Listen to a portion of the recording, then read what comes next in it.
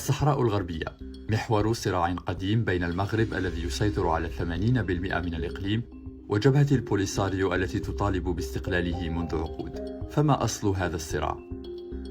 في عام 1884 احتل الإسبان إقليم الصحراء الغربية الذي كان يقطنه آنذاك قبائل أمازيغية. دام الاحتلال قرابة قرن من الزمان، أصبح الإقليم خلاله مقاطعة إسبانية. وفي عام 1973 أسس شباب صحراويون الجبهة الشعبية لتحرير الساقية الحمراء ووادي الذهب بوليساريو، وأعلنوها ممثلا وحيدا للشعب الصحراوي. بعدها بسنتين أعلن الإسبان انسحابهم من الإقليم الذي كانت الأمم المتحدة تطالب باستقلاله منذ سنوات، إلا أن كلا من المغرب وموريتانيا أعربا عن أحقيتهما التاريخية فيه.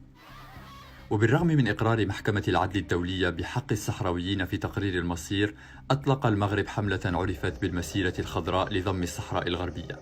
علينا أن نقوم بمسيرة خضراء من شمال المغرب إلى جنوبه. أكثر من 300 ألف من المدنيين المغاربة ساروا نحو الإقليم، وأرسلت قوات مغربية لاحقا للسيطرة عليه. وافقت إسبانيا على تقسيم الإقليم بين المغرب وموريتانيا، لكن جبهة البوليساريو أعلنت عن قيام الجمهورية الصحراوية وشنت حربا ضد القوات المغربية والموريتانية بدعم سياسي وعسكري من ليبيا والجزائر.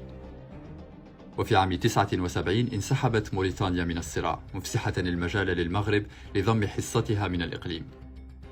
أدت الحرب إلى تهجير عشرات الآلاف من الصحراويين إلى مخيمات في تندوف جنوب غربي الجزائر، حيث اتخذتها جبهة البوليساريو مقرا لها.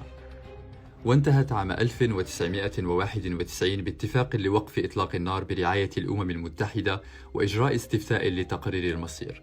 لكن الاستفتاء لم يحدث إلى يومنا هذا، إذ يرفض المغرب خيار الاستقلال التام ويقترح حكما ذاتيا تحت سيادته، الأمر الذي رفضته جبهة البوليساريو التي حصلت على اعتراف العديد من الحكومات بالجمهورية الصحراوية.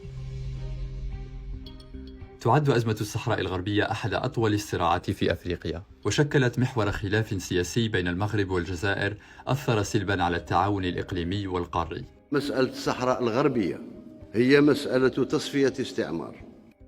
سنوات من المفاوضات برعاية الأمم المتحدة لم تثمر عن شيء، فهل يمكن أن يحسم الصراع التاريخي قريبا؟